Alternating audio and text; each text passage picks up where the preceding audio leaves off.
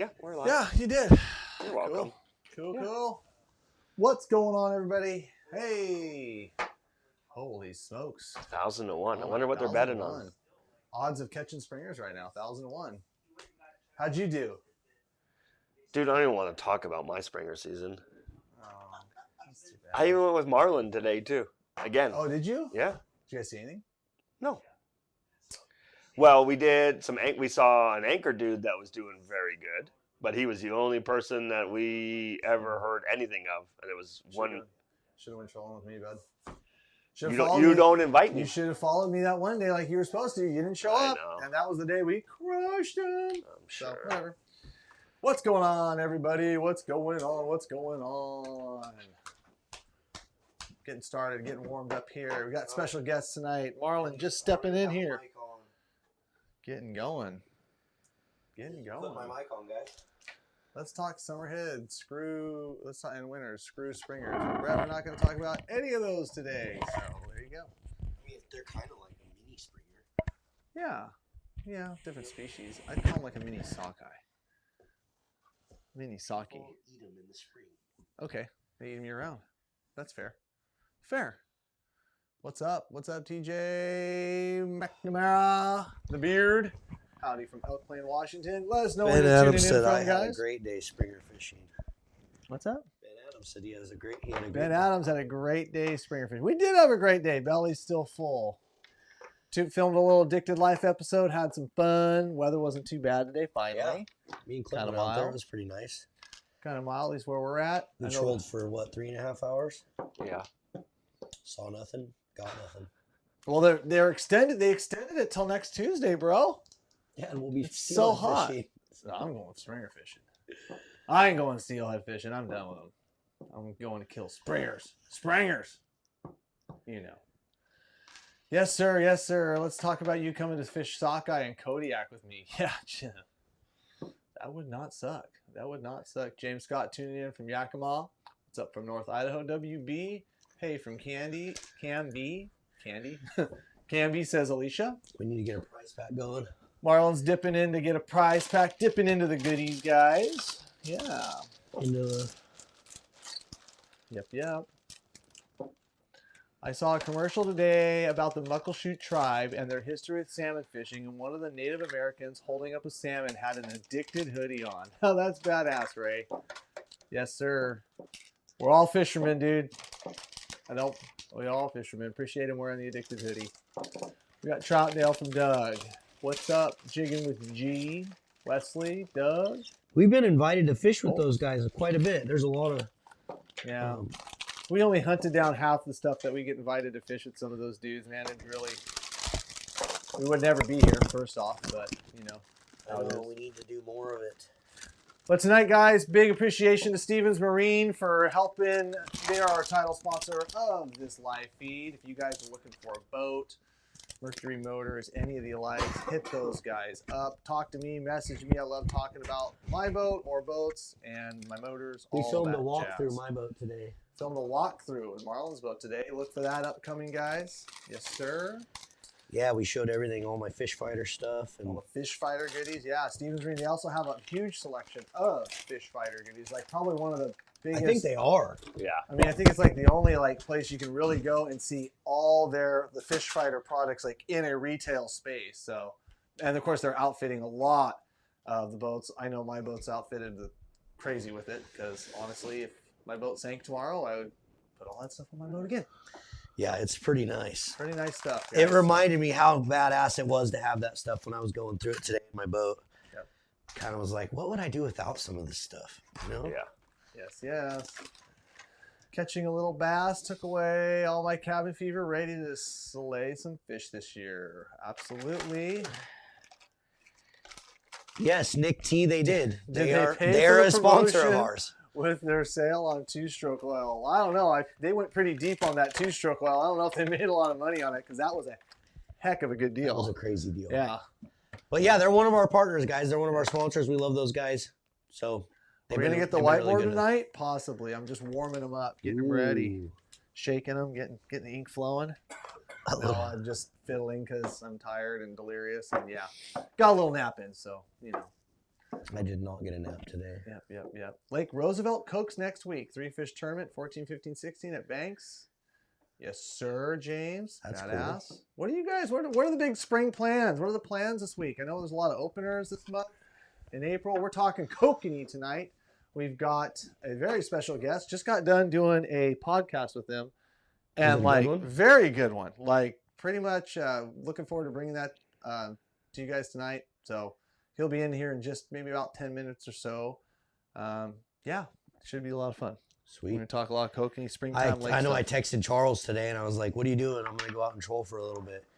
He's like, no thanks. I'm going Kokanee fishing because I can actually catch fish. Well, there's springers to be caught. They're So just... he was up there Kokanee fishing today. So I don't blame him one bit. How was the catching on the Big C today? Well, I know when we went in, we brought the only fishies to the fish checker, so at least by the time we got there. So it wasn't that good where we were at, but I think it's... Yeah, we didn't see anything where we were at, but there was only like there's not very many people. 20 boats out there maybe. Yeah. So it's kind of hard, like, you know, when you got that big Columbia River and some guys troll over here and troll over here, and you can kind of like gauge it by seeing them flashers and nets in the air, like what the fish are doing. And so kind of on your own out there. It's interesting because I have the few people that I've talked to have been saying that anchor fishing has been what's been getting them for them.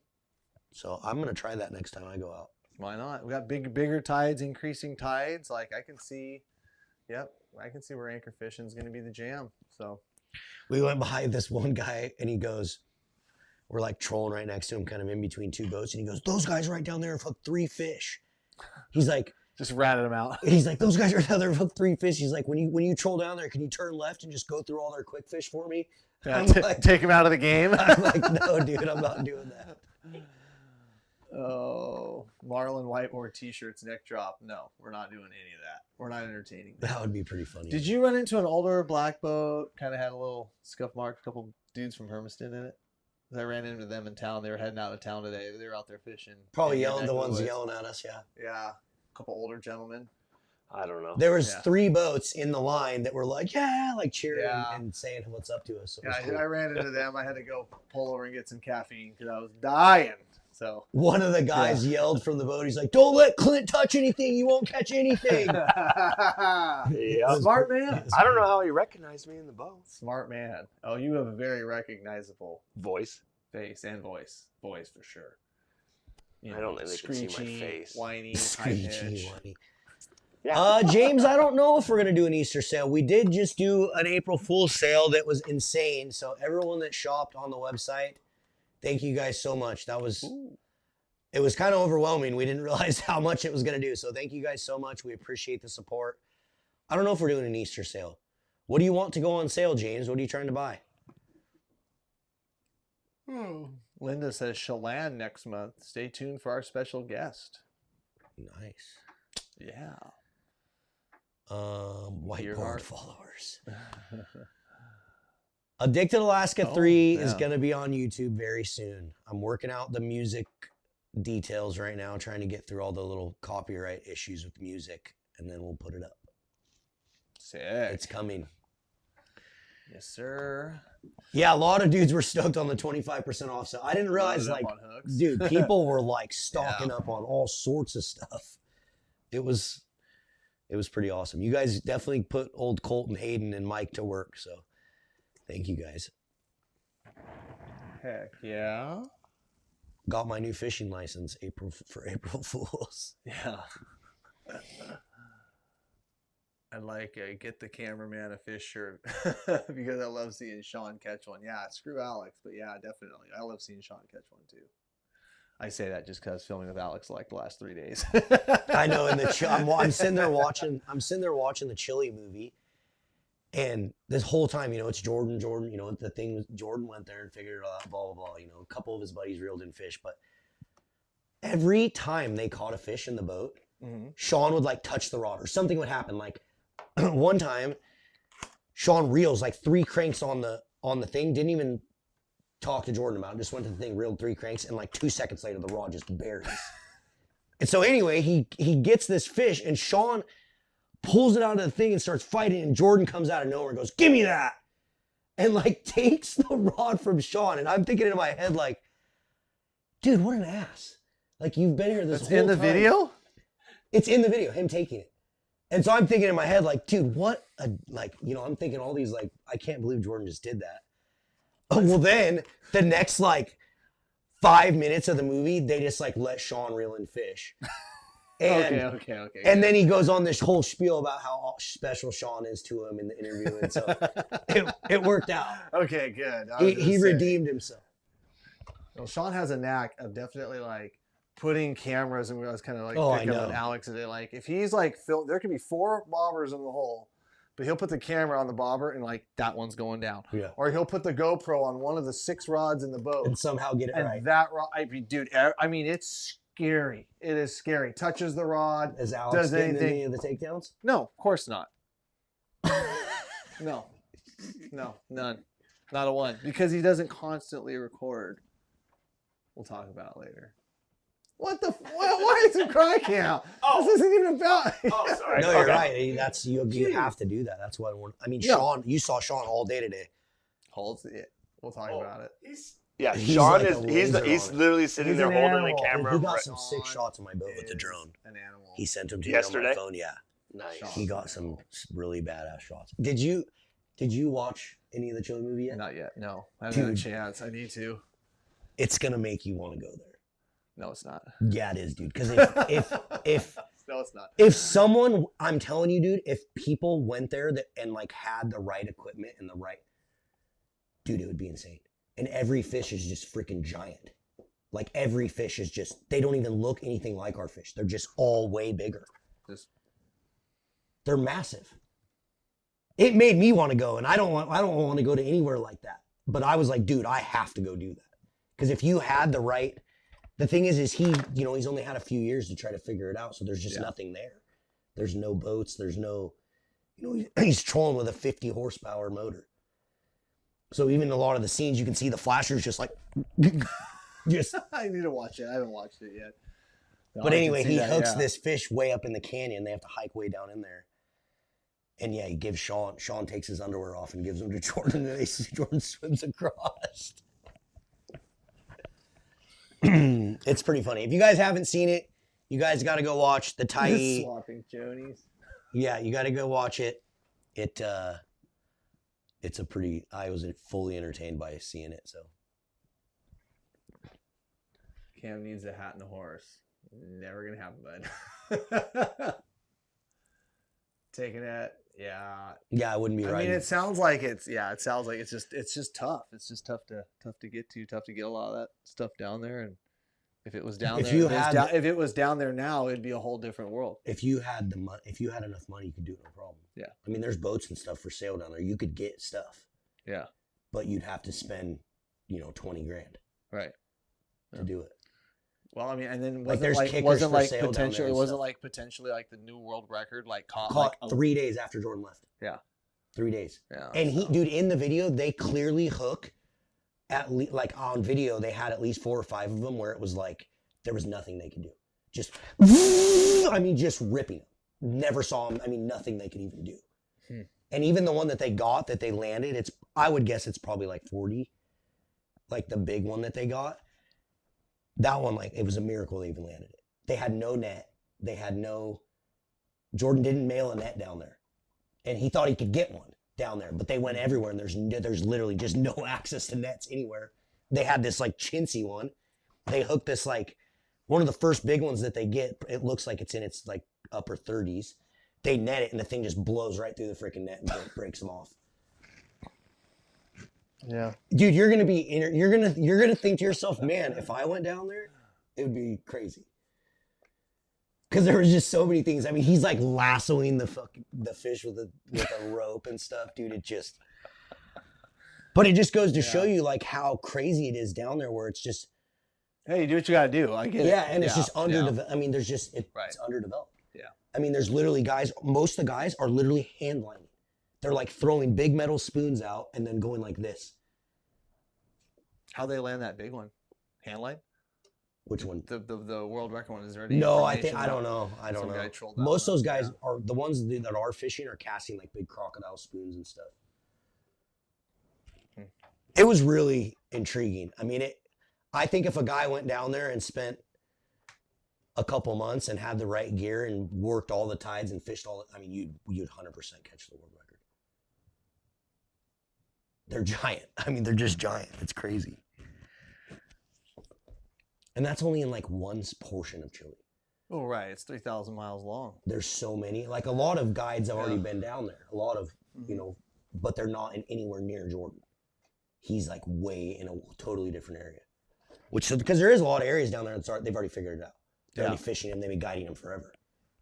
A lot of fly fishing lodges that, I mean, consistently catch 70 pounders down there all the time. They're in Argentina. But I just think where Jordan's at, no one's really gone down there yet. Uncharted waters. Uncharted waters. No, and I'm seeing some of the questions like, yeah, I think there's like no commercial fisheries, guys. The bottom line is like, you know, they've taken those fish, they've put them down there, they've adapted to whatever food sources they have out in the ocean that are available. There's not an intensive, I'll just be honest with you, there's just not an intensive commercial fishery on them. They're allowed to wander out in the ocean for as many years as they want. I mean, I truly believe ODF&W could wreck it in 5 years. Well, maybe not ODF&W alone, but a lot of, you know, we just, up here, it's just death by 1,000 cuts. I mean, a fish. Up there too, like, dude, like the you're genetics, saying. The genetics came from up here and they put them down there and they're getting the fish, right? So if you have the feed and you have the habitat and you basically have the ability for a fish to swim around out in our ocean for 4, 5, 6 years, they have the chance of getting big. But I just do truly believe in just how intensive like our trawling is, how intensive our trolling is, how intensive our commercial fishery are. The odds of a fish just surviving that long out there every year just gets reduced more and more. And if you talk to like the old timers and you talk to guys, you know, as these commercial fisheries have gotten stronger and stronger and stronger, the size of the salmon has been reduced more and more and more and more. Because like I said, the odds of a fish surviving out in, and it's not just like people are like saying WDFW. It's not just like the States. It's, I mean, it's just kind of collectively. It's Canada, it's Alaska, it's offshore fish, it's offshore fleets or from other country fleets. It's kind of all in. Death by 1,000 cuts. They don't have that down there in Chile yet. You know, yet. And they don't have a lot of dams on the river. Right now it's banned. They don't even allow it. Their countries. Right. Commercial netting is banned. Well, there you go. They do have a massive salmon farm industry. Massive salmon. Is it Atlantic salmon or is it? I think so, yeah. It's all Atlantic. They're right out. That's how Jordan's able to troll. He borrows and rents the boats from the salmon farmers. Gotcha. Yeah. So, I mean, the thing about Atlantics, it's almost like when they got loose in the Puget Sound, like, you know, they were not going to be able to procreate and keep going. So that's why they use Atlantic salmon in a lot of those areas because they're not going to take hold. But anyways, that's something different because let's be honest, if WDW can't bring our own salmon back, what were they worried about Atlantic salmon's getting out, all of a sudden blowing up? The crazy thing about Chile, like you said, is they have no commercial fishing. They have their habitat is like fully intact. Yeah. I mean, untouched. I mean, downtown Seattle ain't moving. Downtown Portland ain't moving. Yeah. Olympia ain't going anywhere. Which is why we need hatcheries. And we need to just lay off them a bit in the ocean. But that's for another discussion. It's a whole nother discussion. Yes. Let's get a giveaway, Clint. There's been lots of people already just commenting. I want every single person in here right now to just comment, just because I wasn't paying attention when we were first getting started. Comment below and let us know where you're tuning in from. Where are you in? You in Oregon, Washington, somewhere in the Midwest? Are you in Canada? Where are you tuning in from tonight? And we got a short bus flasher, a Dave's Tangle Free stick weight, and a short bus spinner for up north, far west. I'm getting blind, dude. I might need to get contacts or glasses soon. I can barely read that. It's horrible. Okay, up north, far west. I'm having a rough time, bud. Up Camping north, and Cokes. far west. Shoot us an email to orders@addicted.fishing. You won a short bus, spinner, flasher, and some Dave's Tangle Frees. Nice little pack for tuning in on a Wednesday night. We'll have more to give. All right, guys. So tonight we're going to talk about kokanee. And as much as I want to sit here and talk about riggings and some of the basic stuff, I wanted to bring in Another fellow Kokanee angler guide up on the east side, east sider, East side. east side of the state. You guys have probably heard and know of the great Mr. Sam Baird from Slammin' Salmon Guide Service. What are you doing there, Clint? We're gonna bring him in. Look at this. And we're going to be talking some Portland, Kokanee tonight Ben, and Gearhart. targeting stuff for the east side and the west side. How's it going, Sam? Good. How you guys doing? Good, great. dude. Good to see you, buddy. Yeah, you as well. Looking good, I see. Trying to flex and thank stuff. you. I appreciate it. Oh, don't have to. Fat don't flex. Dude, look at this. We got Hey. people here from Pennsylvania, Idaho, all over the place. Philadelphia. Good deal on a Kokanee segment because Pennsylvania, Connecticut, North Carolina, all of them are getting Kokanee in them now. Yeah, how many? Isn't there like all 50 states? I thought it was like 48. I 48. don't think it's like Georgia and Florida. I think were the two that. Hawaii. Oh, maybe Hawaii too. Yeah, I think it's close. Good Lord. Did Clint just say Hawaii? Yeah. Oh, No, I think it was Hawaii for not having Kokanee in it. Yeah. But okay. yeah, I know the Okay. numbers in the 40s. Like there is Kokanee everywhere. Yeah. Yeah, the snowball for Kokanee is spreading like mad. You know, it's only been really going strong for about the last 10 years, but it's just a growing and growing fishery. I mean, the reality is some of these salmon fisheries and sturgeon fisheries have shrank in the wintertime, especially in our local areas. And, across, the Puget Sound and whatnot, a lot of people are, turning the big boats and getting out in the lake and trolling cokes up because, I mean, they're fantastic eating. For those guys that don't know what a kokanee is a landlocked sockeye salmon, which is basically, a salmon that if it was to go to the ocean would actually go out, become large, come back in, spawn in the gravel, die, or spawn in the lake, do whatever, swim back up. But because they're landlocked, they basically treat the lakes like their ocean, mill around until they get to a capacity where the food kind of stunts them and they basically trigger to spawn. They'll go up a little creek, go up a little lake, or go along the shore, spawn, create babies, come back out into the lake and repeat the cycle. But these are salmon. Like they are, like you put them in the river. There's a few that wash over some of our local dams every year and actually go out and come back and spawn just underneath there. And it's like, what the heck are these, 12 to 20 different pairs of sockeye salmon doing in this river? It's because they're dumping in from the lake. That's so crazy. What makes them get big? Yeah. Because like some of the lakes that he fishes have pretty good sized kokanee versus most of our lakes, if you got a 16, 18 incher, that would be like a giant. That'd be a monster, but Well, Sam 16, says 18 inches is a monster kokanee really anywhere. What you're mentioning is what caused them to get big. It's all about the carrying capacity of the water and the food supply. So you get kokanee are majority of filter feeders, so they're feeding on Daphnia.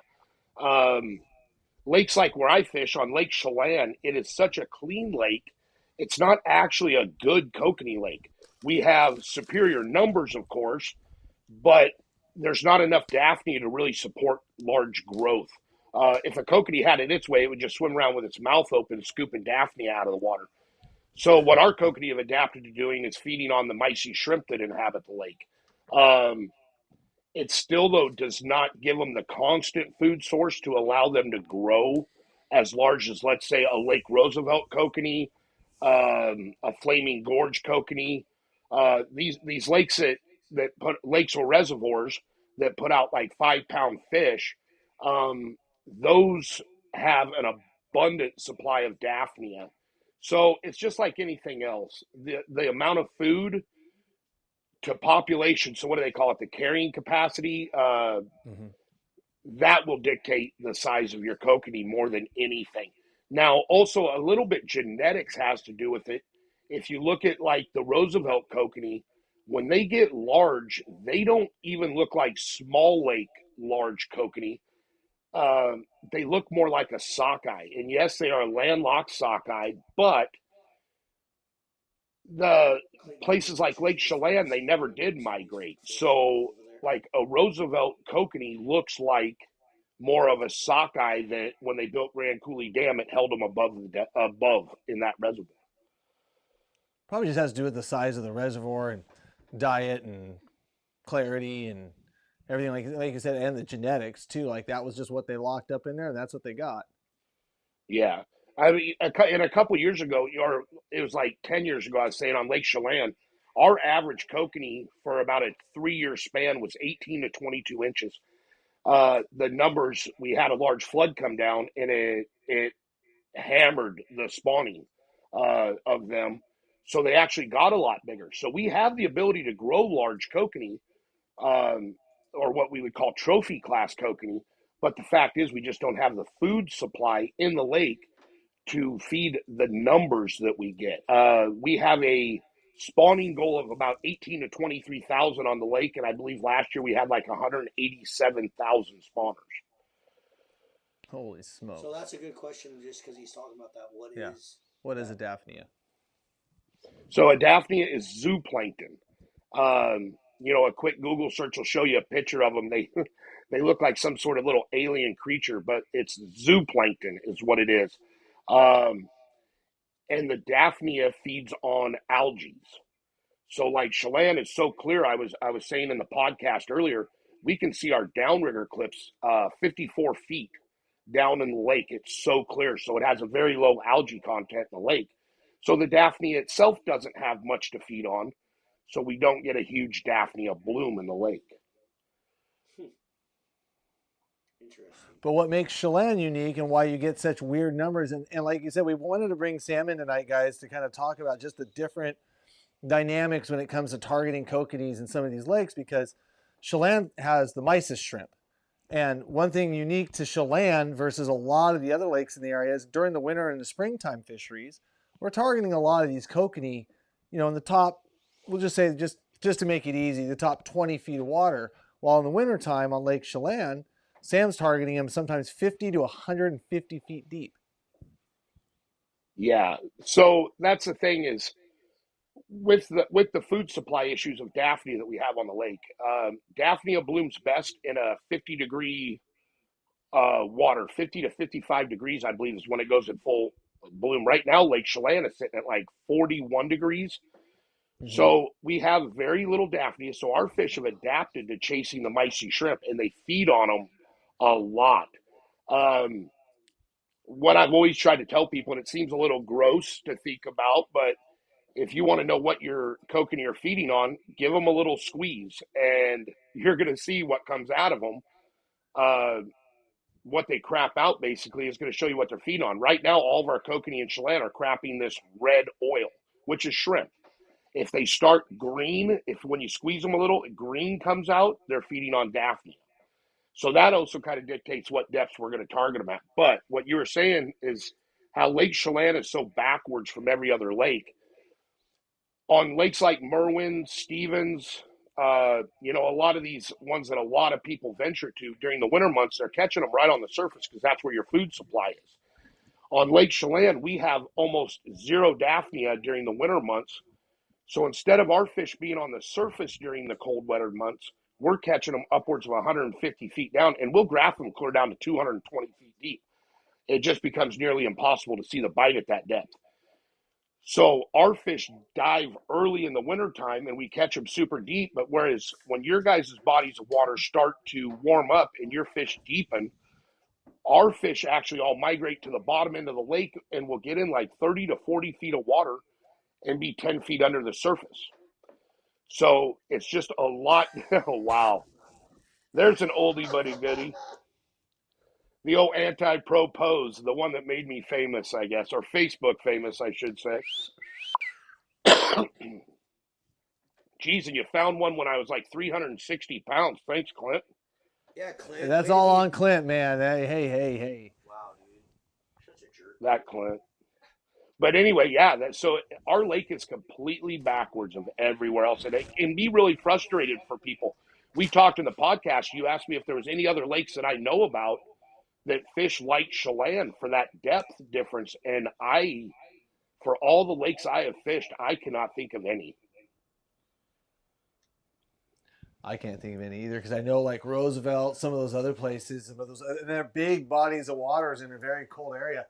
They're still surface trolling for them. So, and you guys, kokanee are real unique too. Even on the west side, we talk about like these Daphnia we talk about this daphnia bloom, and then we talk about the mysis shrimp, and it's a real interesting thing because, like, at least with our kokanee over here, like, we'll catch a trout at the same time as we'll be catching kokanee, like in the springtime, and the trout will just be full of bugs, full of black gnat, full of these little, the little flies and little bugs that you see on the surface. Just the bellies will just be full, whatever they're picking up in the water, little crustaceans, whatever it might be. And you'll catch a kokanee, and actually it won't just be the one kokanee, it'll be the 45 kokanee you catch, and they'll only have like the green slime in them up in Southwest Washington. And so it's like they really gotta, we use, we use that thinking when it comes to like what Sam's saying as far as like targeting them, understanding their food source.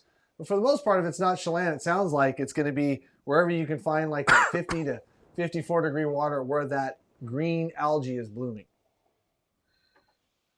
Yeah, that's pretty much what we always say is looking for the, that food source, or that, you're calling it the green algae, but daphnia, that's what that is that they're feeding on. It turns their crap green. But something else that's funny is I saw a picture today of another guide friend of mine that was out on Lake Roosevelt, and she was catching kokanee that were full of minnows. We've caught them on Lake Roosevelt full of crawdads. So my whole thing is where everybody says that kokanee are just a filter feeder. Really what they are is an opportunistic feeder. They will feed on whatever that they come across, especially if it's something that adds some substance to their stomach rather than just the daphnia. What we found a lot is, even on Chelan, I found them with some little minnows in them. Not very often because they just don't happen upon them. They're not in the same water. But I have found them up there with minnows. That's it. Well, I mean, sockeye Have eat you ever krill. found them with minnows? No, never have. I was But gonna say. we wouldn't have like there's not. I guess there's not. a big minnow base where those things are really hanging out.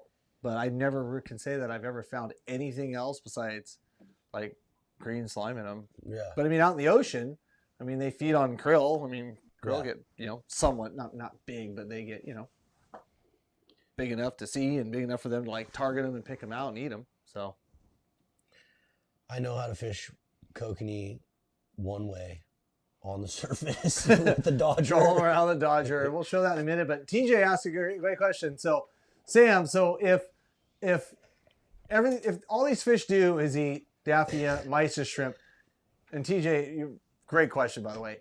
Why corn? What the hell? Let's talk about that. So we never talked about that in the podcast. This was something I actually wanted to bring up in the podcast. Is the great corn debate. White shoe peg corn is what we use. The reason why we use white shoe peg corn is because it has a thinner husk on it, and so it's easier for the fish to digest. They actually can digest it if they eat it, whereas they found whole kernel corn will actually kill fish. So why corn? Or the other very popular bait right now, and it's the great debate, is the gulp fake maggots or corn. The thing is, why corn? I don't know. Why the maggots? I don't know. There's not a kokanee out there that's swimming around that goes, oh, look, corn. Or, oh, look, Oh, I 100%. the corn hatch on it. You know that corn song that you hear all over the thing? Oh, corn. Clint, you should try to find it and play it. Good Lord. So these I feel kokanee, like that's what they're doing, dude, for sure. These kokanee do not know what corn is. They don't know what maggots are. All that is a visual representation of something to strike. Kokanee are highly aggressive at basically what I would call keeping it away from the other guy. So there was a video on YouTube years ago of a guy that had a camera on his downrigger, and this 5-pound kokanee chased that guy's lure for 2 miles.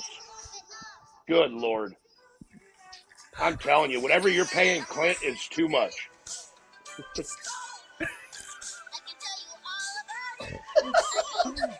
I wonder if I love it that he's got the...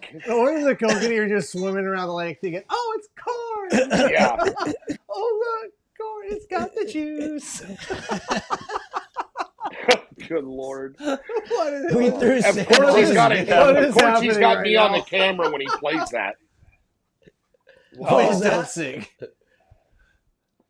I said, of course, you've got the camera right on me when he starts playing that song. Yeah, I can't put it on camera or Marlon. Why does Marlon know what Oh, that song is? Because I've seen it on social media. It's hilarious. because Oh my because goodness. Marlon's probably a TikTok junkie. Oh, dude, I love scrolling me some TikTok. I hope the Chinese come and get me. Come find me, China. Oh, good Lord. So yeah. Anyway, so to answer his question, the corn thing is just something that I've used since I was a little kid. So it's not like those fish do not know what corn is. Fake maggots. It's just a visual representation that they can focus in on and bite.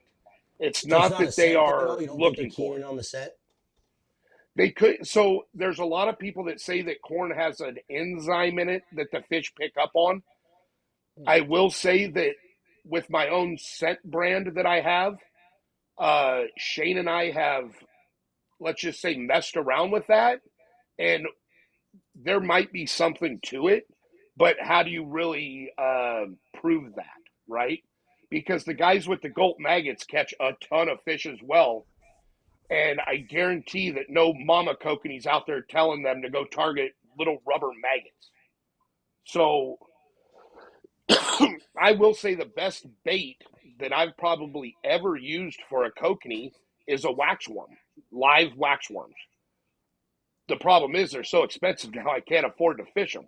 But Yeah. they were honestly probably the best bait that I'd ever used for them. Waxworms, huh? Micah, thank Which you for is the more of a super chat, natural. buddy. We appreciate it, man. You know, the waxworms are more of a natural presentation. But again, you know, I catch 2,000 to 2,500 kokanee a year on corn. So I don't know the why, but it does work. So are you guys a carrier corn guys, or are you just a natural corn? Do you use any bait? You know, I know some guys like to, like I used to, well, you taught me to put a can of tuna in with my corn. Yeah, he probably learned that from me. Yeah, I did. Yeah, yeah. I like to color my corn. Yeah, that's what I was wondering, because you don't really ever Yep. color your stuff, do you? I've played with it, but I think, well, let's talk about color, because that was a great part of the podcast, and I know, like, no, I usually don't, because I've done like the experiments where I've done the pink and the orange, and I used to have like the little medicine pack of all the rainbow color. I used to like, oh yeah, red, orange, yellow, green, blue, purple. I mean, down the rainbow, right? And then ultimately, like, I would just go out and troll white Qiupe corn, and Do the best. that would always kind of be my best. But understanding that, you know, where he's fishing and at the depths he's fishing and the water color and clarity that he's fishing, I mean, it could be a completely different situation. Yeah. Well, let's hear Sam's So part on what's it. your take on the color, Sam? Okay, so something I had mentioned in the podcast, and a lot of people kind of look at me like I'm insane for saying this, but like, so I make my own corn cure called Slam and Sam's corn cure. It's a liquid cure. But so let's say the orange, you pour that into your corn, and if you take that to whatever body of water you're fishing, and you pour that orange cure over the side of the boat into the water, I would love to hear people come back on a comment later on this and say what color they actually see. When I do it on Lake Chelan, and I've showed many clients this, it actually looks like, oh my gosh, antifreeze. So it's a bright green. So even though I'm looking at it and I see orange, when I pour it in the water, it comes out green. That has to do with the UV saturation in the water, and what color the water is, it changes that color. Pink doesn't do it. Reds don't do it, but for some reason, orange does. So that's why I like using orange baits, is because I feel that whatever depth I'm fishing from the surface down, that corn is changing color based on whatever that UV saturation into the water is. I have forever been an orange bait fan, and orange lure-wise is probably my favorite color, no matter what body of water I go and fish. Even, I think Clint mentioned during the podcast, a lake that he's fished, he really likes green. Well, if I fish orange at the surface, that's going to look green, so they're going to see green if they want green. But as it drops down, it will actually change the color of that. So I believe in curing my corn for one because of longevity. Um, I hate to drop a bait overboard and worry about it coming off. I also like to do large batches of corn so that I can use them day in and day out because I'm guiding 6 days a week. But I'm big time into curing the corn. But again, like the gulp maggots that people use, people are thorough believers in them. They're a very hardy bait. They don't come in orange, but you can make your own with badass bait dye from Procure. You can make orange ones by using the natural color, or you can run the pink ones. And I know guys and other guides that absolutely crush on those. So I would never tell anybody, only use corn or maggots. I just know that I only use corn. So What about flasher color at those depths? And what about what is kind of the thought process when it comes to like your Dodgers and your flasher color at that depth too? So again, everybody wants to, right now you could go out and literally sell your house and not buy every Dodger color they have. I'm a pink, orange, purple. That's what I like to run. I usually will stick with the nickel plated or silver plated, chrome. There's a lot of people are running the golds now, but if you're going anywhere below where direct sunlight's hitting, gold is not going to help you at all unless the sun is actually hitting it. So again, with Dodger colors, I'm sticking with more oranges. Oranges and purple are probably the two colors I like the best.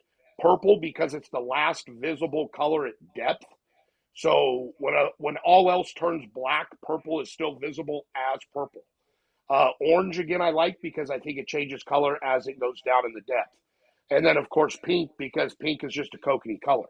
But those three colors I believe, or even honestly just a standard old chrome, just to get some sort of reflection off of it. But pink, orange, and purple between lures and Dodgers, that's pretty much my go-tos. It's so funny because I feel like this is one of those questions you could line 10 kokanee anglers up and they're all going to give you different answers. What about white? Marlon, the thing is about that, and we talked about that in the podcast too, is I have a pretty huge following on Facebook, and a lot of it is because of kokanee, because I was there from kind of the ground level of guiding for these. And people ask all the time, well, what is your best? What are you using? What are you this and that? The number one thing that people will catch kokanee on is confidence, what they are confident in. If you find one lure Dodger combination that you catch fish with, that is automatically going to become the best one on your boat because you start to have confidence in it. Cam and I were talking, the number one thing is finding the fish. If I run a green lure out one side of my boat and an orange one out the other, if I go through a big old pot of fish, most likely they're both going to get bit.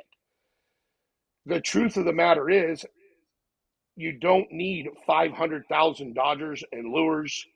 Find the ones you're confident in, and those are the ones that a person should run because they're going to work. I mean, kokanee are not as specific as people want to let on about. And it doesn't matter what lake you're on. It really doesn't. There's a lot of things that you can line up to get dialed in on them. But to have a successful day out there, it's not as specific as what people think. Do you believe that your lure has to match the color of your Dodger? No, actually, I'd rather it not. Oh, that's a laughing no. Okay. Yeah, no, I actually would rather have the contrast. And actually, as soon as you asked that, I started to think about like my starting six. If I'm running a purple Dodger, I'm running an orange lure. If I'm running an orange Dodger, I'm probably running a pink lure. And, so I normally try to keep that contrast. Kind of like if I have something on, like if I'm using a pink spinner, I'll have an orange blade on it. I do try to keep some contrast because shadows are going to show up different. And nothing in the animal kingdom, is going to be of the same color. So you want to have that. I believe in more contrast than I do keeping things matching. Yeah, I don't know. Is that what you do? No, but I've heard like basically like the end all be all that if they don't match, you won't catch them. So Well, I've literally was told that by a few guys like at like sportsman shows and stuff. Like, oh, I have to run a pink Dodger or a pink Hoochie, or else I ain't gonna get them. I'm like, well, okay. Like, Cam, the I don't one know. thing that I found on social media, and I was telling you this again earlier, that what social media has caused is, a lot more people, they come out and they write all the time, questions. Sportsman shows are horrible. People will come up and go, oh, Sam, I follow your page, and boy, you sure catch a lot of kokanee. And right as I go to open my mouth, they go, well, let me tell you how I do it. For somebody that catches the amount of fish I do and people follow me for information, heaven forbid I ever start doing anything right, because I will absolutely destroy fisheries. I mean, people are constantly coming online. Nope, this is wrong. That's wrong. Yeah. You're baiting wrong. You're fishing the wrong depth. And it's like, wow, I put 40 fish in the boat in 2 hours. I sure wish I could figure it out eventually. I start my seminars, Sam, like the same kind of way of thinking. I say, you know what, this is what works for me, and I know I'm gonna like basically cause a lot of big tears out there and cause a lot of stuff, because like what I'm gonna say is just like it's what works for me, and that kind of goes down the line of like not necessarily color matching. Because of some of our surface fisheries, I use a lot of braid in our fisheries. Some of the hook sizing stuff, and then not having. I'm not going to go into that too much, but just like some of these things that are, no snubbers, like, oh, you don't use a snubber, you're not going to catch them. It's like, well, dang, I don't know what to tell you, because catch all of them. 60 today. But yeah, I don't know what to do there, but yeah, I hear you on that. It's very, basically for me, it's like having a good presentation that's put together well, whether you have good action on your bait, the right shake, a combination that they'll bite, which, believe me, that combination is absolutely huge as far as whether it's a Hoochie, whether it's a spinner, spin and glow, Brad's KCP, a lot of these different lures. We're going to talk. I want to get your take on that here in just a second. And then, corn, pink maggot, like what he's saying, to me, it's a lot about the targeting and making sure that I'm presenting something that an aggressive fish can come bite in their face. Yeah. Putting it on them. And to me, that's basically what I think is more of what Sam and I's job to do day in and day out, more than anything else. Like, we know what they're going to eat. We got to find them. Yeah. Yeah. I feel like there's a million ways to catch them. Everyone has their own opinion. There's not a lure that's ever been sold at a sportsman show that hasn't caught a kokanee. Yeah. No. And that's the thing, Marlon, is back when I was a kid fishing on Lake Chelan before, kokanee fishing was popular. I mean, we were out there with 8'6" steelhead rods. We still had our 20-pound Maxima Ultra Green on there. We were running 6-ounce banana weights with Ford fenders and a worm at the end of it. Half the time you'd bring the fish in, it was dead. You didn't even know it was on there. And we caught a ton of kokanee. It just so happens that, yes, we have found better mouse traps, but honestly, I can't think of what I would have to do to catch more than what I did back when I was a kid. It's funner now. It's more of a fight on the light action tackle and everything we use. But honestly, it all works. It all works. Everything works. Yes, I do have my favorites, the things that I am confident in, but I would never tell somebody that their gear doesn't work. If it's not working, they're probably not in the right area. They're probably not where the fish are at. I tell everybody, if you're kokanee fishing and you're not catching anything and you're the only boat in the area, well, you just found your problem. Because the only thing that schools more than the kokanee are the kokanee fishermen. So, find the boats, that's probably where the fish are at. Yeah, we gotta be careful. We gotta be careful of that out here, because I just look for Cameron and it's like out here though. Yeah. Out here though, like when they're on the surface and we can't use like some of the down-facing sonar to target them. Like I always say, the first boat that leaves the marina and picks that bay, well, the second boat comes out and goes, oh, there they are. So then he goes. Well, the third boat comes out and then he goes. And then by the time I get out there, I go over there. We use the side-facing, side-scanning sonar. We look through it all. Like, I don't see any kokanee. I leave, but there's a ball of boats there, like fishing just in freaking dead water, because it's like they all schooled each other up. Yep, that makes sense. So I have boats. Last year, one day on Chelan, I had 6 boats wait at the dock until I pulled out in the morning, and they literally followed me all the way out the river channel. And my clients and I are laughing. I'm like, yeah, they're going to follow out because they want to know where the fish are at. I literally put down and we start banging fish. I had 4 little kids and their parents on the boat, and we're just hammering fish. And the people behind me, they're getting a few, but not many. One of the guys pulls up right next to me and goes, I don't get it. And I'm like, well, do you understand that by me going through the fish first, running 8 rods, I have just scattered that whole school before you went through them. I go, this whole bottom end is full of fish. You just got to go find your own fish and hammer on them. Of course, the guy looked at me like I was a total jerk, but I was being honest with him. If I'm I running would think through that there, would not be where I'd want to be fishing. It'd be behind Sam on Lake Chelan. no, probably not. And I'll make the joke because I am. People think I'm cocky. I mean, it's just I'm the best. I know I am. So call it cocky. Where's Whatever, the belt? The belt. It's actually in the other room, but I should be wearing it and only that. But so the thing is I tell the guides that come out, I'm like, don't follow me. You don't want to follow me. If you follow me, you're going to get upset. You're going to get angry.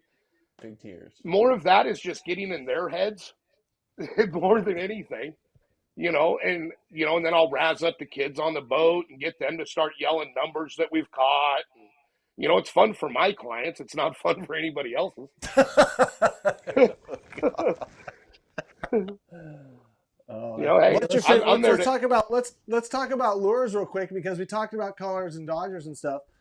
Are you a hoochie guy? Are you a spinner guy? Are you a bead guy? Spin glow guy? Yes. Sure. Got it. Yeah. So personal preference. I believe there's a time and a place for lots of different setups. So this early in the season when fish are not super potted up, I like to run a little bit bigger profile. So I will run, the little 2-inch spin fish, KCPs, that sort of larger profile, or a hoochie with a blade on it, something to draw those fish in because they are more spread out, especially on most of the lakes I fish early year. They're not really thick potted. Once they get really potted up, I'll start to really downsize my presentation.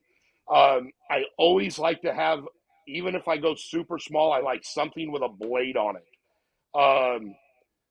Jared Higginbotham was on the show a while back and almost let the cat out of the bag about something I've been working on with him. It's once that thing finally hits the market, people are going to go, oh my gosh. Even you, Cam, you're going to look at it and go, why didn't anybody think of this? I mean, it's the dumbest, simple thing ever that nobody has thought about in the kokanee world. When that finally comes out, people are going to go, wow, this is, let's just put it this way. It is spinner-ish. So when I start downsizing, I like small fly-like lures with blades on them. Let's see if you can figure that out. So there's your hint. A fly-like lure with a blade on it that Higginbotham brought up. Yeah. Sounds it's not a tough one. Ish. So is it going to work better than all the rest? You know what? If somebody's confident in it, yes. For me, it does. For the 3 other guides that I've had run them for the last 2 years, yes. But it's because it puts my knowledge into a lure for the fisheries that I fish. I've fished them on Roosevelt. I've fished them on, some other lakes that, kind of like you guys have no river names. There's certain lakes that we don't mention that have giant kokanee in this state. So I've fished it on a lot of different lakes. Will I say it's going to be better than everything else? Cam, I can honestly say I don't think anything is better than everything else. That's a little bit of the, I guess the honest in me coming out. I think that people just need to find what they are most confident in running. I'm sure what you run early season to when, I don't even know, do you fish them into June and May? Oh, absolutely. Yeah, I always say May and June are our best 2 months. Yeah, that's what I call the slaughter season.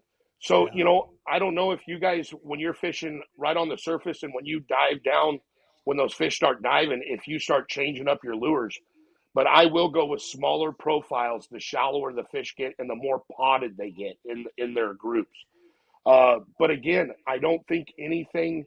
Well, let's put it this way. So, whereas I'm running that little itty bitty spinner, Brad Wagner, a buddy of mine, is out there running spin fish and KCPs at the same time, and he's hammering them. Yet, I don't do as good on those when fish are on the surface as I do when the fish are deep. So, I think whatever's best is what is best for somebody on their own boat. They can listen to you or listen to me and get great ideas, but it's working the program on their boat to figure out what works best for them. You know, it's interesting because you talk about like when they're on the surface, the smaller presentations, and I always say like in the winter time, the smaller presentations work better, and as the fish go down, they actually get a little easier to catch. And I like to use a little larger presentations, and it is like identical. I believe, at least for over here, it's identical to what you just said. Like on this when I'm winter trolling, it's like the smallest blades, it's the smallest spinning glows, it's the smallest beads. It's like everything's just notched down, and then as they go deep, I think they get more comfortable. They're not afraid of the boats. They're not afraid of the surface activity. And then the water temps are warming up. They're getting to that 50 to 54 degree temperature that the They're also daphne is getting blooming. bigger They're naturally. getting bigger. They're getting more aggressive. Temps are up, and they're getting more comfortable. And then we can start throwing the big stuff at them and really start ticking them off. So I think it's exactly what you Well, were saying there. That's funny. and so when your fish are diving, they're probably podding up a lot heavier too. And it's just like stuffing too many kids in the back seat of a car. Those pods of fish get so dense that those fish get really agitated. So you run something bigger through them, you know, a KCP, a spin fish, some big hoochie with a big blade on it. Those fish are already pissed. And now you put something through there that irritates them even more, and you're more apt to get them to, you know, strike at it out of aggression. You know, another big one that we haven't touched on is scent. So I've always believed, and it all springs from like when I was a kid springer fishing with my dad. He always said, cold water, use sweet, something sweet. Springers, you know, are known for liking sweet. But as the season progresses, like with kokanee, I always start off with super sweet. Then I start working in a little bit of irritant scent as that water warms, as those pods start growing. I start working in a little bit of irritant, like a light anise, in with my scent. Whereas then all of a sudden I hit June when those fish are potted up and they're aggressive. That's when I start punching them in the face with a garlic, something that is really irritant to them. You know, something that it goes through there. They're already upset, and now they're really going to want to strike it. Uh, so I guess it's kind of funny, but you know, play off their emotions. If they want sweet, give them something sweet. If they're aggressive, you know, hit them with something that irritates them even greater. Um, that's just something that I've always went off of. Think about some of the correlations, like what he was saying with like water Oh, yeah. temperature. I just like sitting there going like, that is so funny because Sam and I have fished one day together in our lives, Yep. and like some of the stuff you're saying for kokanee, I believe 100% correlates into some of the scent stuff in the scent game we use for salmon. But they are salmon, so I guess go figure that out. Yeah, you know, and it is funny how people don't see them as a salmon, but that's exactly what they are.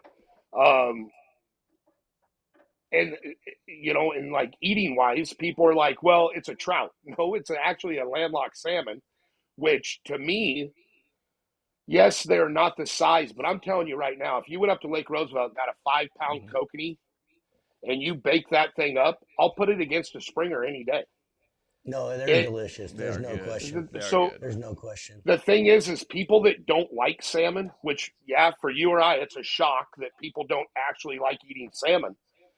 Kokanee taste, it's like they got all the best out of the salmon and all the best out of a high lake trout. So you get all that salmon flavor without the fishiness. And to me, I think they're about the best eating red meated fish that a guy can catch. They're just in So a what smaller scents are package. considered sweet? Like if you were to go for some sweet scents, what scents are considered sweet? Well, you know, I mean, I hate to just plug my own brand, but the ultimate sweet scent that I make is called Triple X. I mean, yeah, leave it to me to name a scent Triple X, but it is the ultimate sweet. Sockeye and Kokanee, for some reason, that scent just, they absolutely love it.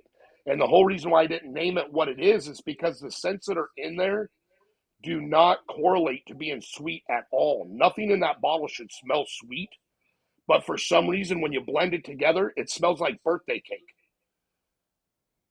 But it's definitely not. It's yeah. Oh, I'm sure Like it's people will say it smells like vanilla. They say it smells like. I had a guy swear it was banana cream pie.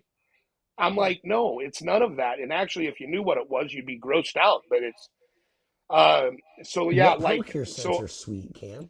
They have a sweet Procure- corn scent. Oh, that's right. They have a sweet I was corn. gonna say, and their Kokanee special is a very, it's kind of a sweet too, and it's a Kokanee special. So like, it's everyone's kind of, I mean, obviously a lot of sweet corn. I think a lot of carp fishermen use that too. Yeah, but I mean, they have like, but even, but what I'm saying is that it's just funny because like, you know, obviously like Sam's been very successful with his scent. I've been very successful with Procure scent, but like those same attributes are kind of there.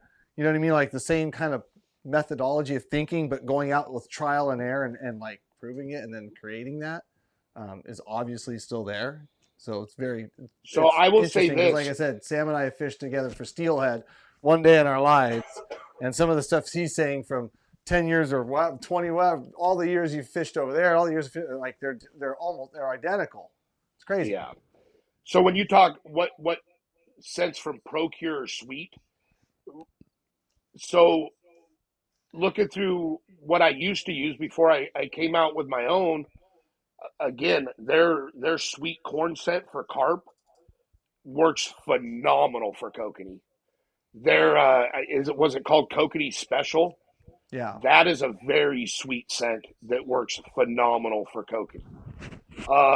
They have a lot, you know, I mean, even though I have my own brand, I'll never knock Procure. They do something right. They've sold 1.5 billion bottles and have killed 3 billion fish with their scent. So they're doing it right as well.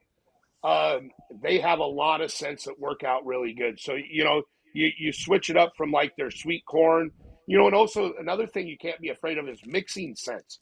You know, get a bottle of their sweet corn and mix it with a bottle of their krill. Now you're throwing two different spectrums at them. You're throwing a feed instinct in with that sweet tooth. So now you're going to target more fish in that school if they're looking for something different. A lot of the fish oil bases that they have as well will work really well. Their herring scent. I've heard of people trying the bloody tuna and not doing as good on it. I think it might be a little too on the fish side, but their krill has killed a lot of fish. I have, but not to the see. Like for me, scent is kind of like, I mean, what we're talking about with like colors and blades and stuff. It's like, yeah, you can definitely add to it and make it work at like at time and place, day to day kind of thing. But it's like it's really hard. Like you don't have that one just silver bullet. Like I put 3 drops of this in my freaking corn, and that's all I catch year round, day in, day out. It's tough. I think it's tough. What do you think, Sam? Well, it is tough. I will tell you my number one scent all time for Kokanee is tuna garlic. Tuna oil with garlic. So much so that I actually came out with one that's tuna belly with garlic. It is my number one scent year in, year out, day in, day out. But, you know, just to kind of to throw the listeners a bone out there, I will tell you one thing that you can add to any scent that you buy, whether it be mine, Procure, or anybody else's, a scent that Kokanee absolutely will destroy day in and day out, strawberry. Natural or artificial? The McCormick's Pure Strawberry Extract. I'm telling you. What the hell?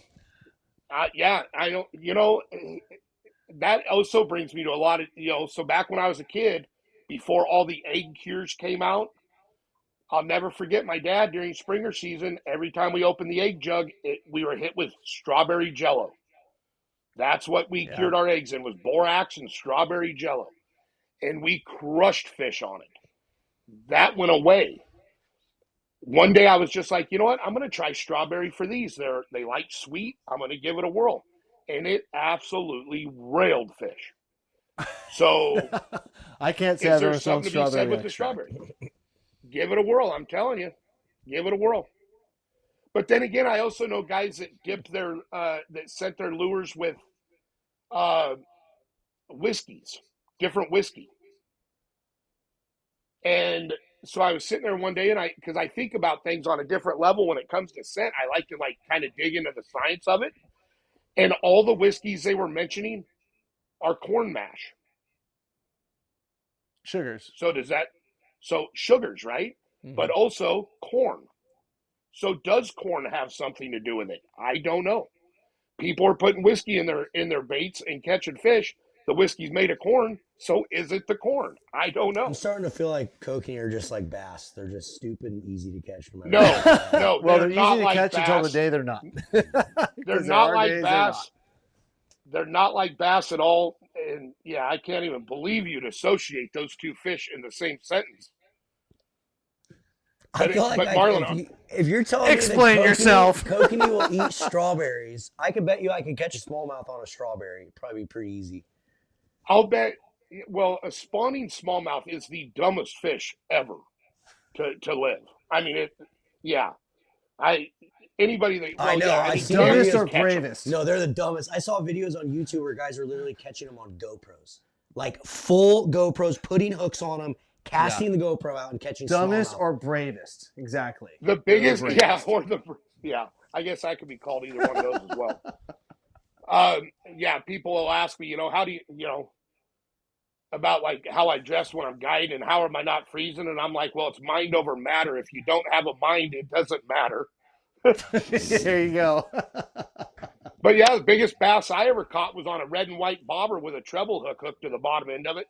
Because every time I would cast, it would come up and grab the bobber off the surface and didn't care about the night crawler underneath it. So I strapped a treble hook to the bottom of the little push down thing.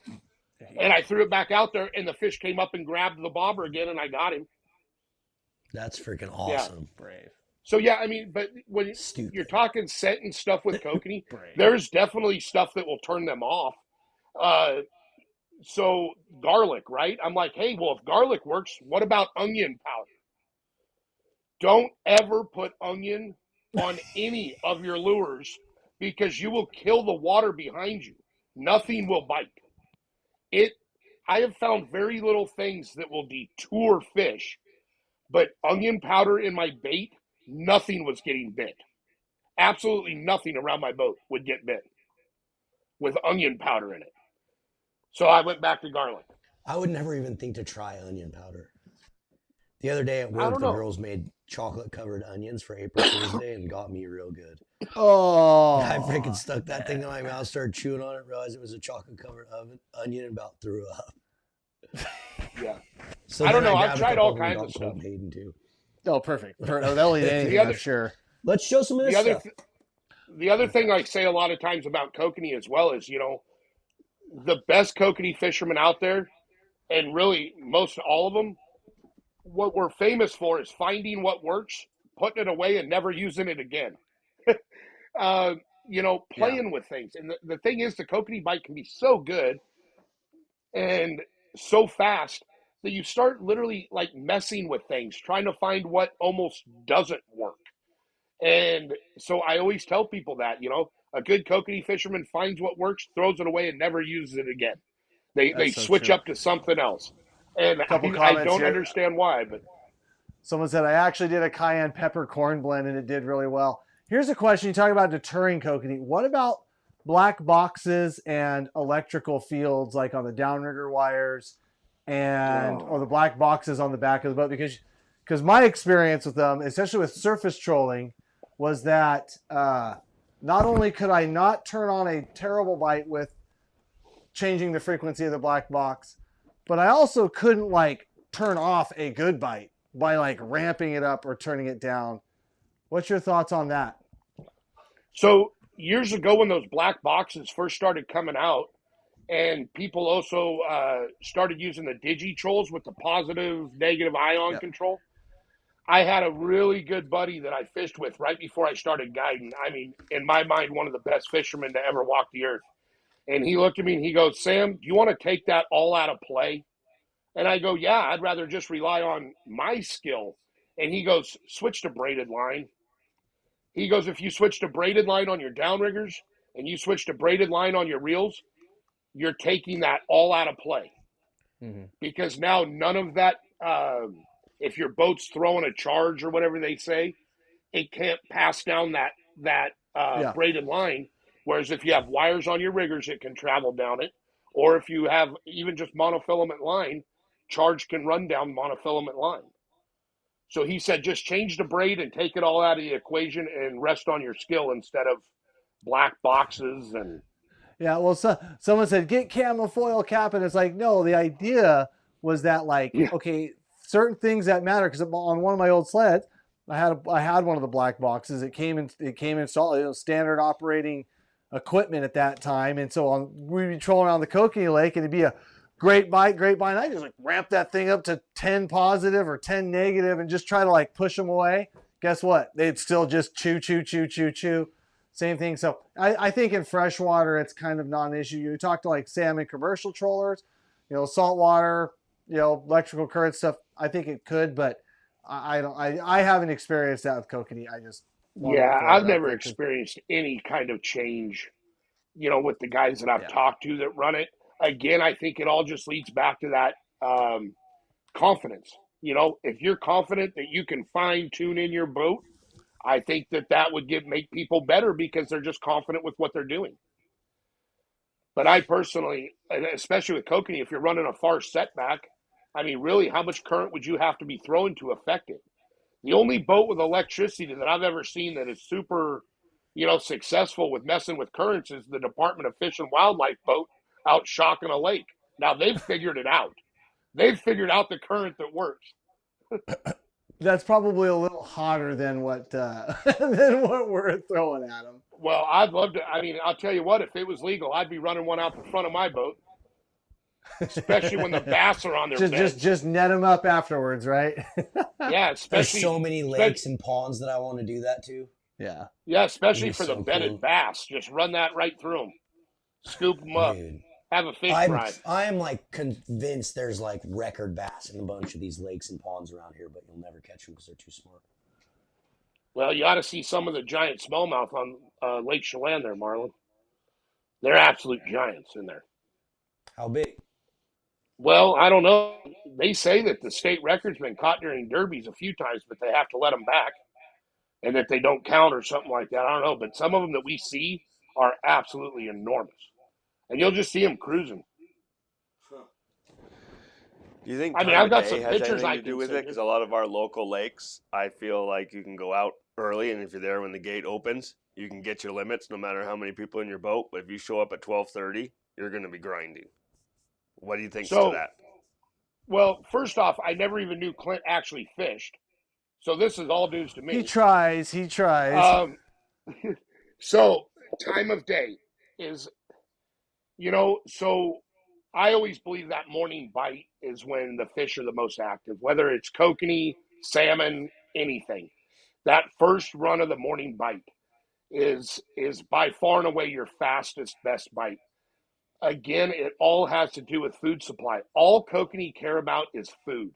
So if you can find where those fish are chasing food at different hours of the day, you're going to still be successful.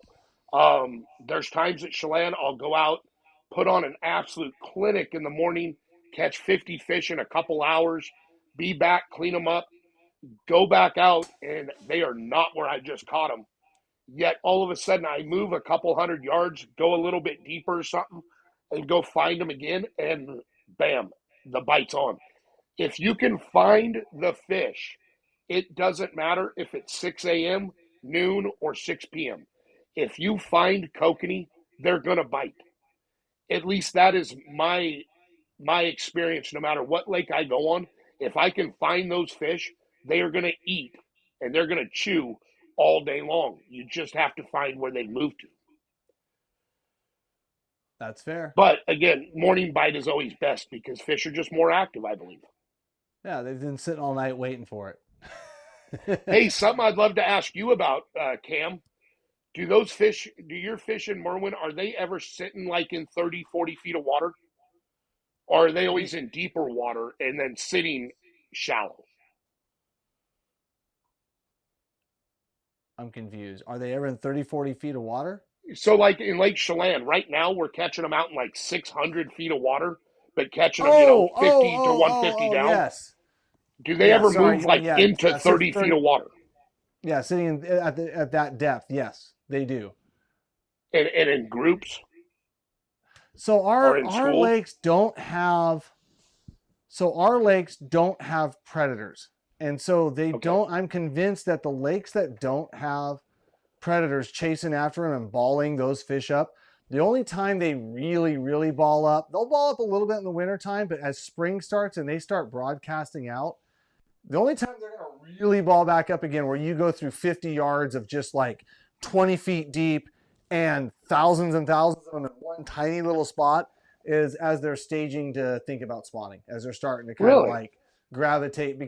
But like if you go out, there's been guys that are like real, like, I don't want to like pick on anybody or say anything, but like there's been like some guys that are real like prominent like kokanee jig fishermen, and they go down to some of the southern Oregon lakes, central Oregon lakes, where they've got predators keeping kokanees in schools, even at depth, even at 50 feet or 100 feet, and they jig the living snot out of them. They've even come up to some of the Southwest lakes that don't have the bull, charlotte, and they spread themselves too thin. I always try to say you got to kind of be the Pied Piper. You got to kind of go around, call them in behind your boat, get them snapping. It's kind of I feel like it's different, and I think it's associated to that predation that the fish see in some of these other lakes. Yeah, ours get preyed upon pretty hard in Chelan too by the giant Mackinaw and the kings that are in there. What I was going to tell you though, if you ever did want to go out and like jig them on Merwin, and I know that there's a couple guys that have done it and had a blast, it's night jigging for them with light system hooked up on your boat. I started doing it on Chelan just for fun with the family, and I'm telling you, I've never had more fun kokanee fishing than setting up lights off the boat, and that pulls in all the Daphne and the shrimp, and then jigging them. It is an absolute riot. Can you do that? I thought you have to. It depends on the access to our lakes. Oh yeah, you guys get gated off, huh? Yeah, there is some silly. other accesses though that For people camping, right? we could utilize. Yeah. But I'm just what reg wise. Oh, reg wise, I'm not sure. Yeah. No idea. Yeah, I don't know if there's a night closure on Merwin or not. I don't believe there is. I just believe, like you said, it's an access thing. Yeah. But yeah, it's a the ton park of fun closure if you makes ever it get the tough. chance to do it. You just spend the whole night out there. I've saw a couple questions about the thermocline. You want to talk about that? Yeah, let's talk about thermocline. What is it? Oh. So the thermocline is where cold meets hot. Cam, isn't that basically what thermocline is, right? Is where the cold water and the hot water meet. He's asking you. Yes. Yeah. So like on Lake Chelan, you can actually, there is such a distinct thermocline layer on that lake that you can actually mess with your sonar to, if you turn up your sensitivity enough, you can actually see that thermocline. I will tell you this, it does not matter on our lake. It does not matter on most lakes that I've found. The only lakes that I think that you're really going to see where thermocline is going to really matter is later in the season when the water really starts getting warm. It will definitely, 70-degree water is death for salmonoids, so they're not going to spend a lot of time in it. So if you find where that water does that drastic change, they're going to sit right below it. A lake like Chelan is so big, it never turns over. It just basically stays the same all the time. I have never found any correlation on that lake that the thermocline messes with the bite at all, or you have to be near it. Well, I think just what people talk about, and they kind of associate like thermocline with like lakes turning over and whatnot. And Yeah. Merwin Well, a lot of these west side lakes have this, in the springtime they get this crazy dynamic where the cold water up top switches with the warm water down below, and during that process, some of the water will deoxygenate, kill a lot of kokanee. It kind of really messes things up. But then when the cold water kind of establishes, and you find that there'll be a layer, that 50 to 54 degree water down below, where, like I said, the algae is blooming and the daphnia is occurring, and that's kind of like where the fish will really gravitate to. But I know it doesn't happen. I know it doesn't, like, that kind of layering doesn't occur on on all lakes the same. No, especially on lakes like Chelan have a lot of movement to them because there is a river flowing in and a river flowing out that has a dam on it. Roosevelt's the same way. It's the upper end of the Columbia River, so it has a constant flow of current in it. Even when they're holding back water, there's still that current going. So you're not going to have near as much of a turnover when you have such a mass of water, moving water, and just the sheer volume of it. A lot of the lakes that I know around here, some of them that I won't mention that do turn over, you will have a definite change in the bite for about 2 weeks when that flip occurs. Yeah, and that is usually what pushes them off the surface, and you'll start to see them start to dive down. So I'm sure that is a thermocline situation. We'll get a time and period where we'll catch them on the surface and catch them at 50 feet at the same time, like on doubles at the same time. You get this mixing, and someone said, isn't that where oxygen is optimal also? But oxygen is generally optimal at where water temperature is. I think like 54 to 56 degree water is like the temperature that water can hold, like the most oxygen. Like if it's like too warm, like there's something to do like with like oxygen saturation and temperature. There's like a ratio there that the kokanee really like, and so I think a lot of times they're also seeking that out during that time. I think Daniel brought that point up. He said, "Isn't the oxygen that's the thing oxygen optimal also?" And I'd say yes, it is. So 70-degree water releases its oxygen, and that's what kills salmon. So like up at the Brewster Pool when we're fishing for the sockeye and the kings up there, that's why they stop. Is the Okanagan River is 70 degrees from top to bottom, so the fish enter it and they literally can't breathe because it's released its oxygen content, and so they can't breathe. So then they kick back out. Where really, if you think about it, it is almost a thermocline because the Okanagan River flows over top of the Columbia, so they get just in below it where that cold water is, where it's still holding some oxygen to it. So like on Chelan, in the river situations, the cold water always will sink down underneath the warmer water. And it's kind of the same way with lakes too. If you think of that's why it turns over, is because then all of a sudden that cold water goes below. On Lake Chelan, we've also found that during the cold water months, December, January, February, it is actually warmer water down 150 feet than what it is up at the top, because the top loses its heat faster and the heat down at the bottom never does escape. So it will actually be warmer down deep than it is up top. Yeah, you get like the ambient ground temperature and stuff, because somebody asked, how do you tell water temp at depth? And they actually have little readers and stuff you can send down at lines on Lines Little Wig. And so it's very interesting to see, because I know a couple of guys that play with that a lot up even in the Southwest Washington lakes, and they find some pretty interesting stuff. You'd be surprised. It could start at 72 and it gets down like 10, 15 feet, and it's just like bang, 54 degrees. Like it's pretty eye-opening. And it does change like on a line. I mean, there is a line that where the water goes from warm to cold. Yeah. Cool. So, but again, kokanee, when it comes to thermoclines and all of that, find the food. If you know where the food is, if the food's on the surface, that's where they're going to be, because they only care about one thing, and that's eating. Can't you sometimes see the thermocline on your fish finder, right? You can see that disturbance layer. Like, you can if you mess with your sensitivity. The sonar travels through water. It actually travels through water differently at warmer temperatures than colder temperatures, and so sometimes you can actually, if you turn the sensitivity up, you'll see like a layer of like 20 feet above. It'll just be crystal clear, and then just as it gets down below, it'll just kind of change, just like a different degree of disturbance on the finder. So you actually can see it sometimes, especially during the summer months. Well, isn't that because it's actually the sonar, when it's going through, isn't it picking up air? So the colder water at the bottom would have more air in it. It could be oxygen. It could be density of the water. Yeah. but you can see it. Yeah.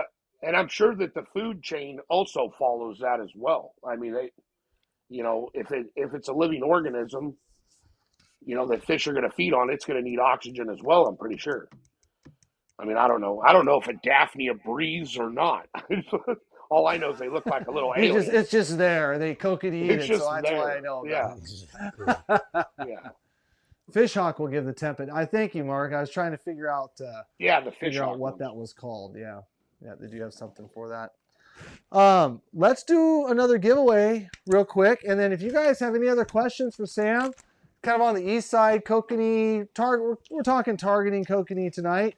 I think on one of the next and future live feeds, we'll talk about like building lures, kind of the rods and reels, especially as we get a little more into the season. We'll spend a whole live feed on that, but I know a lot of people are real interested in what Sam has to say. So if you guys have any more questions for Sam, any ideas, let's hear them real quick. And I don't know. What question do you want to ask? I don't know. Kokanee question. Favorite color setup for kokanee. How many kokanee? I know we got a bunch of kokanee anglers in here because I've seen some guys drop some pretty good answering some of the questions back and forth. But favorite color lure for kokanee. I also want to Let's just go for know. that. I also want to know. Screw this.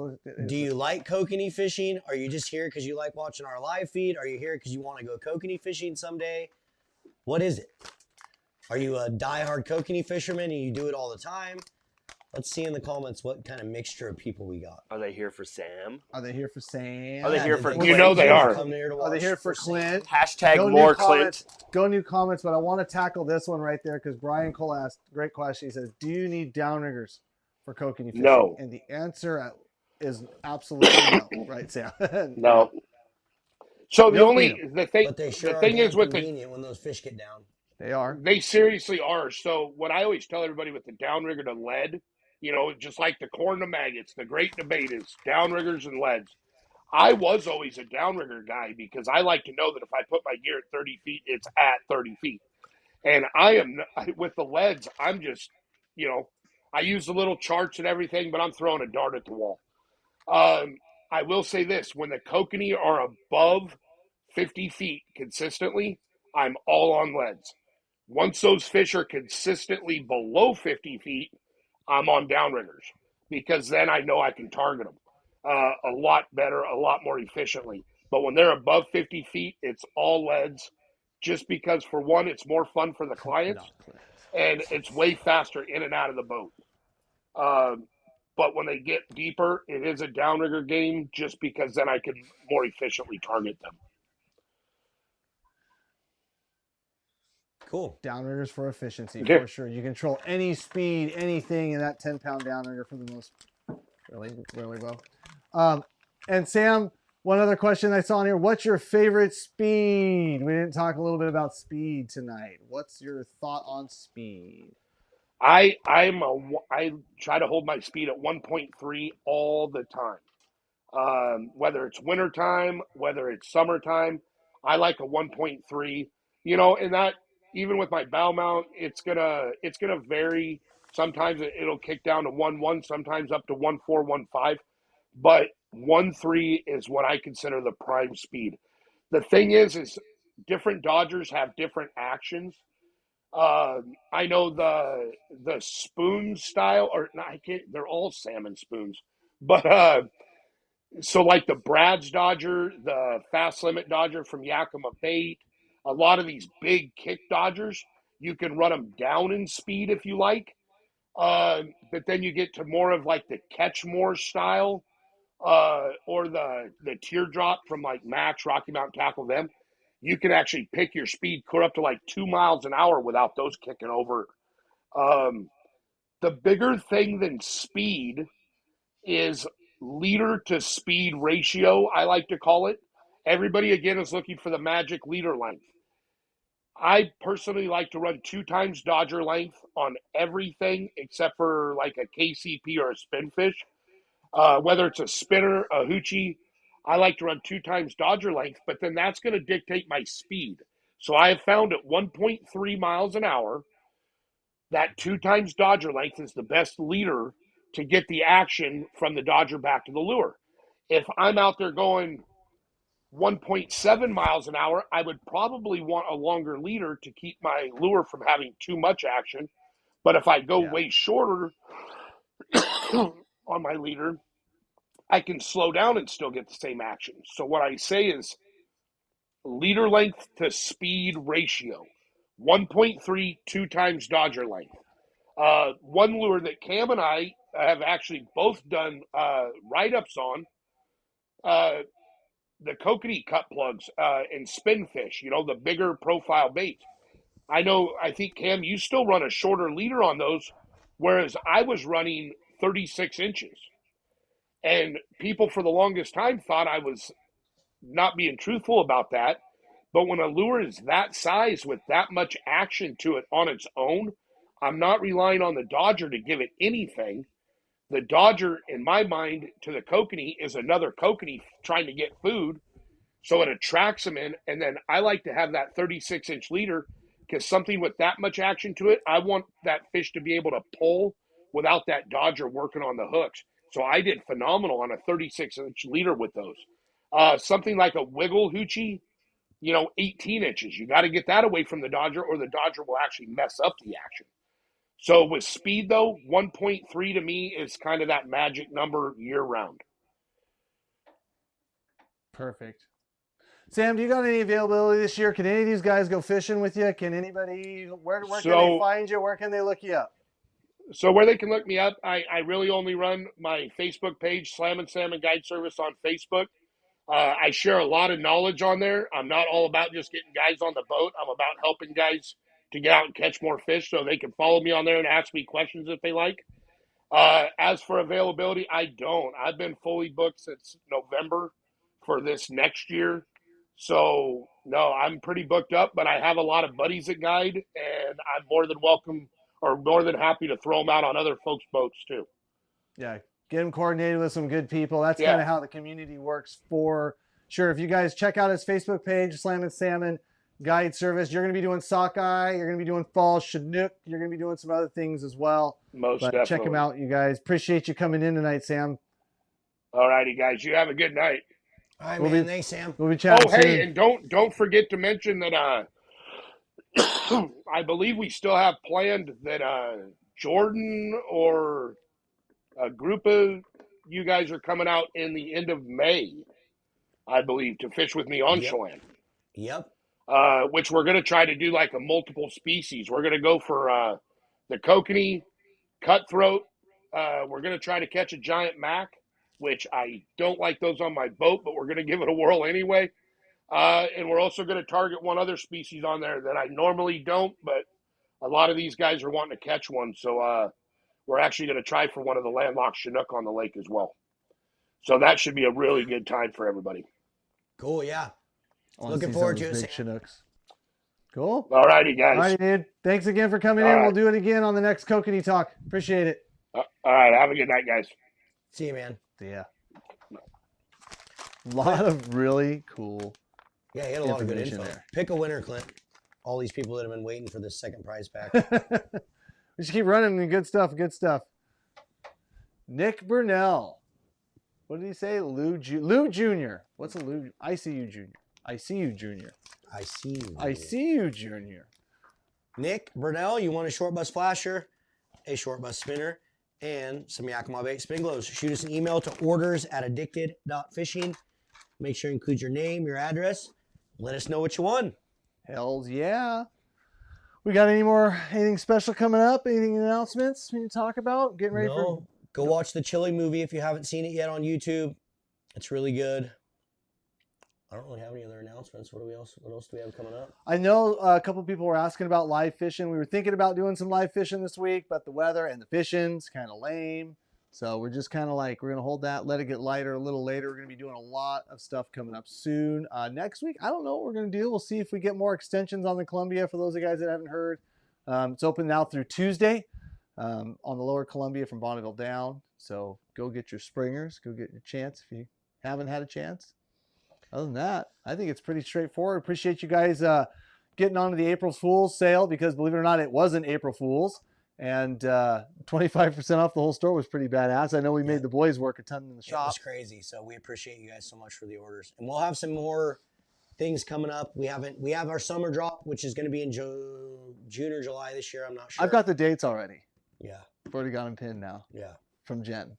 Yeah. We're trying to get ahead of it. It's awesome. We're trying to get ahead of it. So Yes, summer sir. drop's coming. Excited. I don't know when, but we'll start mentioning it. But we're working on some really cool stuff for that. And yeah. Appreciate you guys. Thank you so much.